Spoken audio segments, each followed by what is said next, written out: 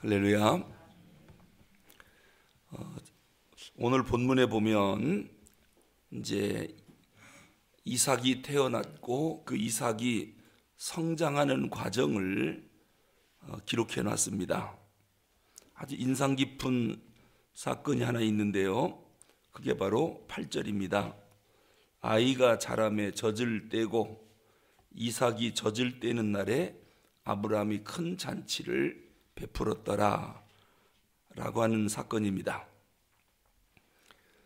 아브라함의 생애 가운데 가장 기쁜 일 중에 하나가 뭐냐면, 물론 이삭이 태어났을 때 그때 기쁨은 말할 수가 없었겠지요.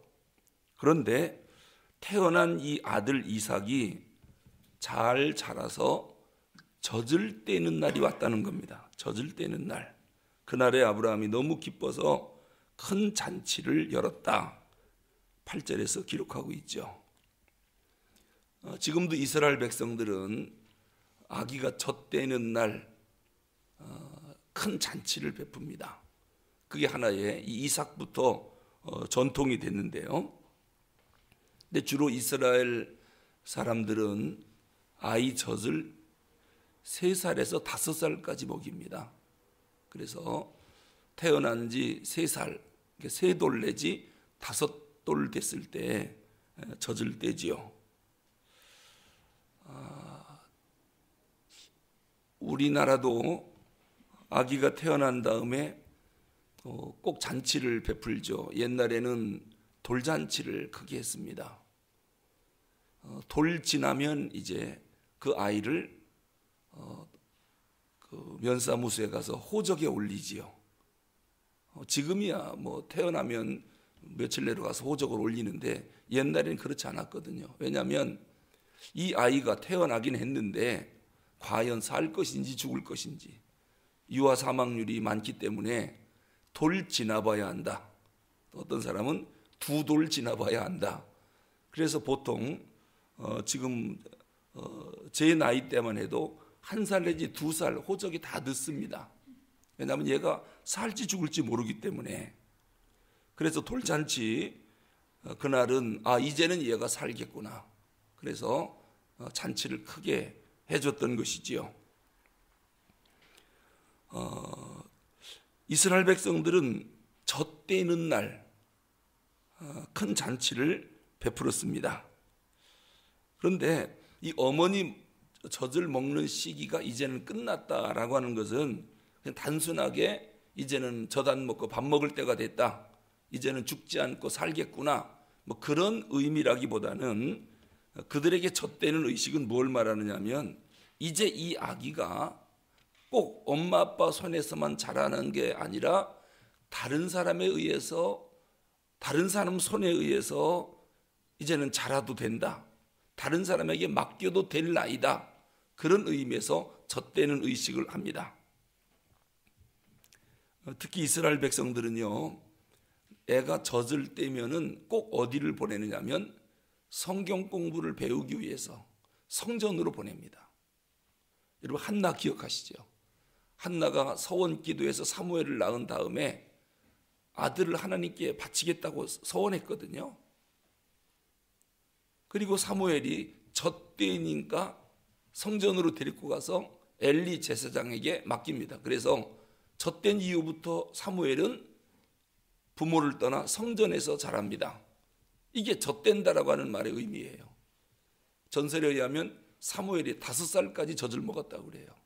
그러니까 5살까지는 엄마 품에서 살다가 5살 넘으니까 이제 얘는 다른 사람의 손에 맡겨서 교육할 때가 됐다, 이제는 영적 훈련을 시킬 나이가 됐다. 그게 바로 이스라엘의 젖되는 나이입니다.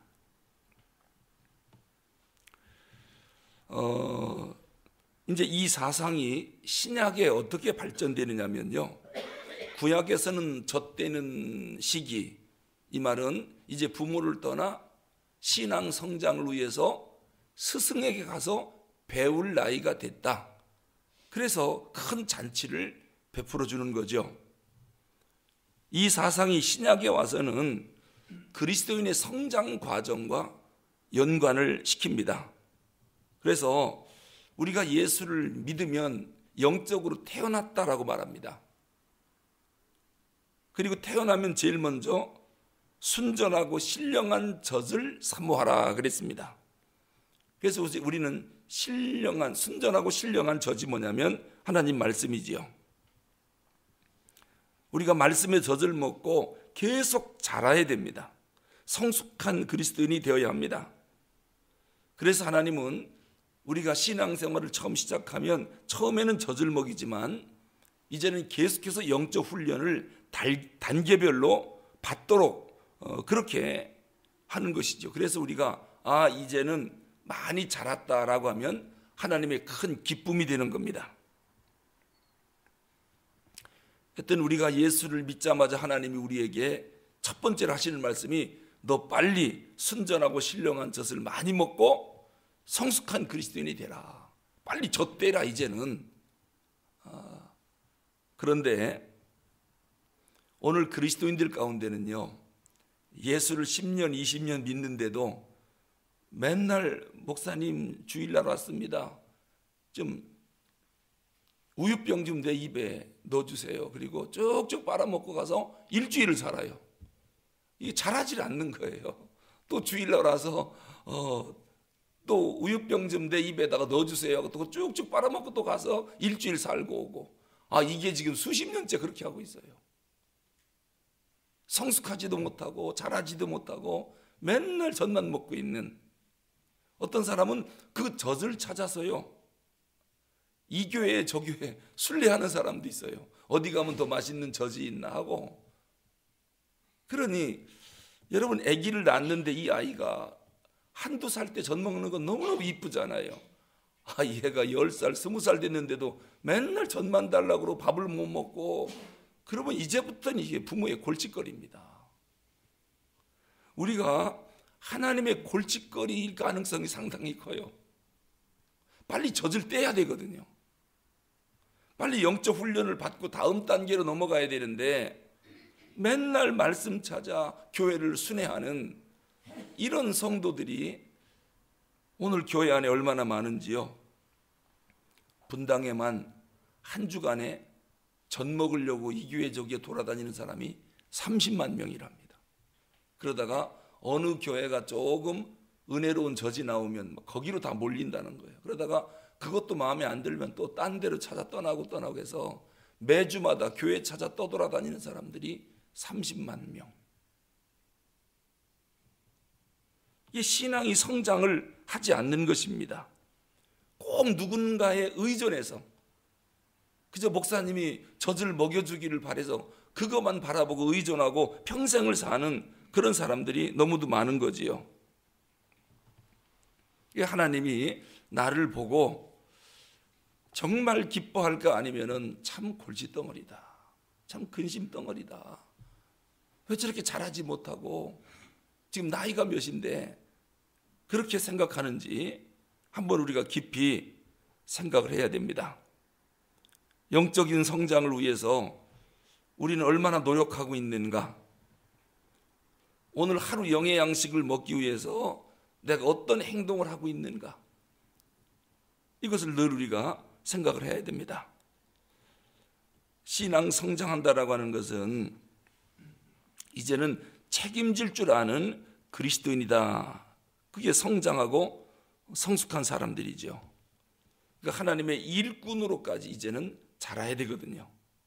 그런데 하나님의 일꾼, 책임질 줄 아는 그리스도인, 이런 것보다는 훈련받지 못했기 때문에 그저 예배당만 왔다 갔다 평생 그렇게 신앙생활하는 사람도 있습니다.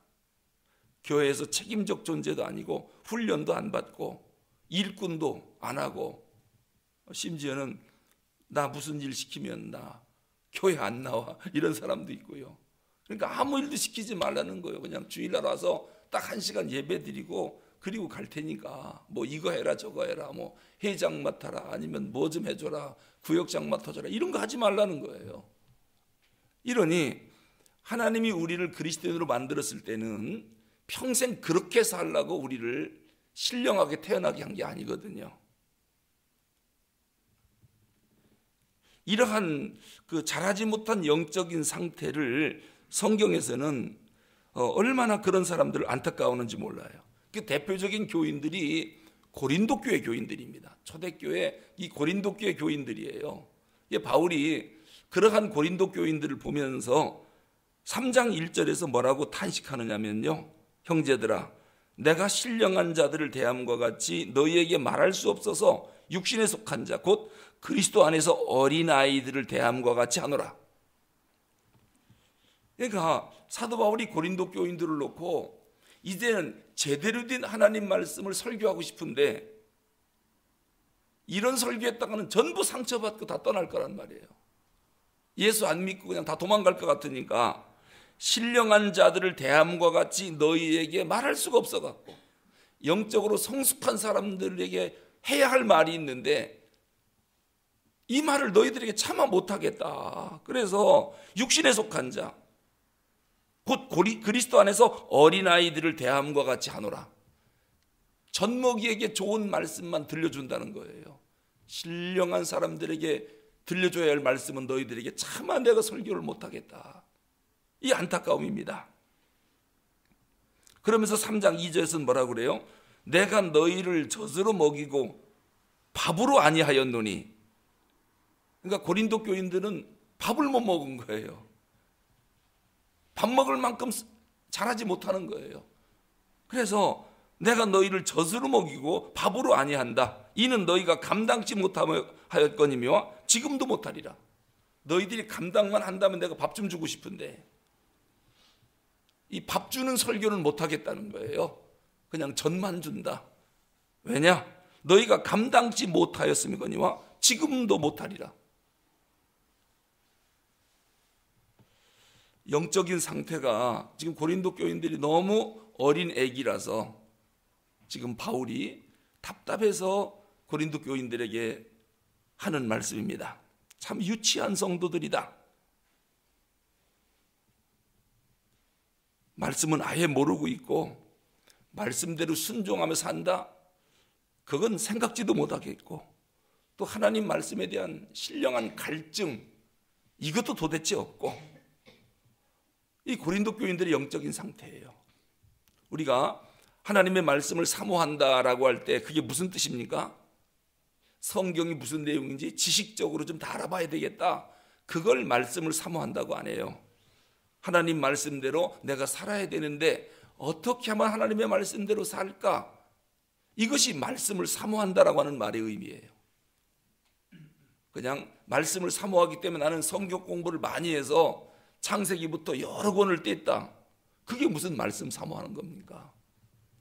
말씀을 사모한다라고 하는 것은 내가 창세기부터 여러 권의 말씀 배운 대로 내가 지금 삶을 살고 있다. 아, 저 사람이 말씀을 사모하는 사람이로구나. 그렇게 말하는 것입니다. 그런데 이 고린도 교인들은 이런 열망이 없어요. 내가 말씀대로 살아야지 이런 열망이 없는 거예요. 그래서 바울이 고린도 교인들을 어떻게 지적합니까? 고린도전서 3장 3절에 보니까 너희가 아직도 육신에 속한 자로다.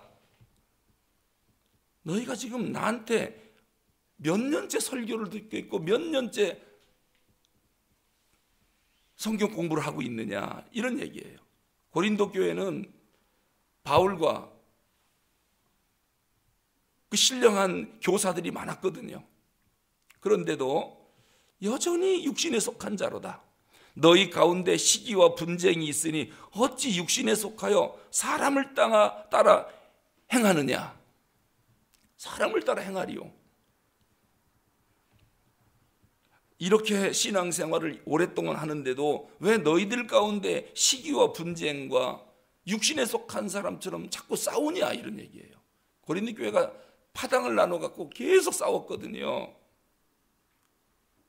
뭐 바울파, 뭐 게바파, 그리스도파, 바나바파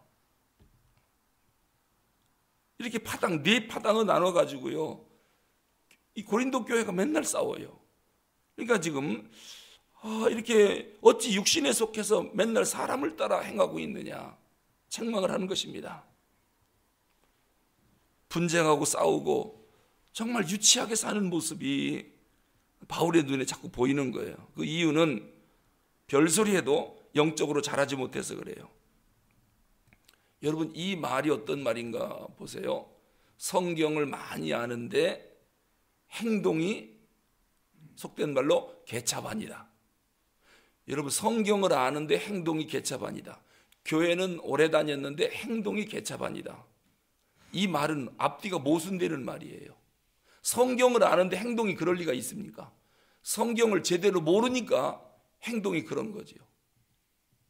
성경을 아는 사람은 시기하고 분쟁하고 싸우고 어림도 없습니다. 그게 어찌 가능한 일입니까? 파당을 나눈다. 이게 가능한 일입니까? 성경을 아는데. 예수님께서 마지막 승천하시면서 제자들을 놓고요, 유언처럼 부탁한 말이 있어요. 아버지와 내가 하나가 된 것처럼 너희들 하나가 되라. 이게 승천하시기 전에 부탁한 거예요. 절대로 다투면 안 된다. 분열되면 안 된다. 하나가 돼야 된다. 하나가 돼야 된다. 왜 예수님이 마지막 승천하시기 전에 제자들에게 니들 하나가 되어달라고 유언처럼 부탁하고 승천하셨을까요?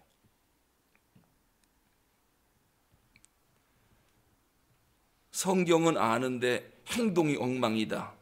이건 앞뒤가 안 맞는 말입니다. 그 사람의 행동이 엉망인 이유는 성경을 제대로 모르기 때문입니다. 그러니까 어린아기인 거지요. 어린아기인 거지요. 성숙하지 못한 거예요. 우리가 말씀을 사모하는 이유는 말씀대로 살기를 원하기 때문에 사모하는 것이지, 단지 지식적으로 알기 위해서 말씀을 사모하는 것은 아닙니다. 이 말씀 속에서 또 이 말씀이 나를 지배하게 하려고, 여러분, 그렇게 되면 우리 삶은 변할 수밖에 없고 성숙해질 수밖에 없죠. 성숙한 그리스도인들이 있는 곳에는 분열과 분쟁이 있을 수가 없고 하나로 똘똘 뭉칠 수밖에 없죠. 히브리서 5장 12절에 보면 히브리서 기자가 성도들의 신앙생활을 보고 답답해서 하는 말씀이 나옵니다. 때가 오래므로, 이 말이 뭐예요? 니들 예수 오래 믿지 않았냐, 이 소리예요. 때가 오래됐다. 때가 오래됐으므로 너희가 마땅히 선생이 될 터인데, 지금 예수 믿은 경력으로 보면 선생급들이에요. 다 성경을 가르치고 교훈을 줄 만한 위치에 있는 사람들인데, 너희가 다시 하나님의 말씀의 초보가 무엇인지, 누구에게 가르침을 받아야 할 것인지, 젖이나 먹고 단단한 식물을 못 먹을 자가 되었도다. 지금 선생이 될 그러한 군번인데 하나님의 말씀의 초보가 무엇인지, 내가 누구한테 가르침을 받아야 되나, 이런 것만 쫓아다니고 있으니 젖이나 먹고 신령한 단단한 음식을 못 먹는 사람이 되고 말았다 라고 하는 거예요. 여러분, 우리가 언제까지 앉아서 나 좀 가르쳐 주세요, 나 좀 배우고 싶어요, 그러고 다니겠습니까? 이제는 말씀을 증거하기도 하고 가르치기도 하고 양육하는 사람이 되어야 하는데, 그런 일들을 전혀 할 줄을 모른다는 거예요. 이런 교인들로 만들어 놨다는 거지요. 제가 우리 교회 성도들에게 바라는 바가 이거거든요. 저한테 말씀을 배운 분들은 나 잘 배웠다로 끝나는 게 아니라 이제는 가르치는 사람이 되어달라는 거예요. 양육하는 사람이. 그리고 그 사람한테 배운 또 다른 제자가 또 다른 사람을 가르치고, 그래서 주일날 교회 오면은 이곳저곳에 앉아가지고 나무 험담이나 하고 이런 얘기할 게 아니라 그냥 성경 쫙 펴놓고 각자마다, 어떤 사람은 창세기 공부하고, 저쪽에서는 뭐 출애굽기 공부하고, 저쪽엔 마태복음 공부하고, 그래서 온 성도들이 구석구석 앉아가지고 가르치든지 배우든지, 배운 사람은 또 가르치고, 그렇게 해서 온 성도들이 말씀을 상고하면서 지난주에 배운 것을 한 주간 동안 내가 이렇게 살아봤다, 이런 은혜를 받았다 나누고, 또 다음 단계를 공부하고 또 말씀 속에 살고, 이런 교회가 되면 시기하고 질투하고 싸울 정신이 어디 있습니까? 이러한 신령한 젖을 사모하는 그런 교회를 만들고 싶어하는 간절한 소원이 있는데, 배우기만 하지 가르치려고 안 해요. 그리고 또 새로운 걸 배우려고만 하고. 그러니까 우리가 천국에 가면 우리가 상급을 받아야 되는데, 바울이 그랬습니다. 디모데를 향해서 너는 하나님 앞에 나의 상급이다. 왜 그랬을까요? 바울이 디모데를 가르쳤더니 디모데가 또 다른 사람을 가르쳐요. 그래서 바울의 상급은 제자 훈련한 제자가 바울의 상급이라는 거예요. 그러니까 내가 성경을 가르쳐서 많은 제자를 만들어 놨고 그 제자들은 또 다른 많은 제자를 만들어 놓으면 나중에 천국에 갔을 때 이 사람들이 전부 나의 면류관이라는 거예요. 이분들이 다 나의 상급이라는 거예요. 자, 그러면 물어보겠습니다. 내가 교회 다니면서 지금까지 30년 40년 동안 내가 말씀을 가르쳐서 제자가 된 사람이 몇 명이다. 저 사람은 나한테 성경을 배웠는데 저렇게 또 다른 사람을 잘 가르친다라고 하는 그런 제자가 몇 명이 있는가. 그 사람이 나중에 천국 가면 나의 상급이요 면류관이 됩니다. 그런데 만약에 난 아직도 배우러 다닌다, 가르치는 사람이 없다, 나 못 가르친다. 그 왜 못 가르칠까? 이유가 있습니다. 몰라서 못 가르치는 게 아니라 교환을 갖고 배워야 가르치거든요. 그냥 말만 듣고는 못 가르쳐요. 다 잊어먹거든요. 알긴 알아도 체계적인 교환이 없으면 가르치질 못해요. 그래서 교환을 만들어서, 책을 만들어서 밑줄을 쳐가면서 답을 달면서 하나하나 배우게 시키는 거예요. 왜? 그 교재를 갖고 있으면 나도 가르칠 수 있거든요. 가르치고도 남아요.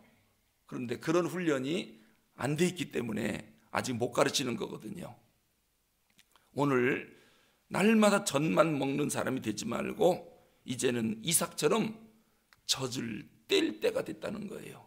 그리고 이제는 성숙한 훈련을 받을 때가 됐다. 그래서 그들은 3살 내지 5살만 되면 그렇게 큰 잔치를 행했던 거예요.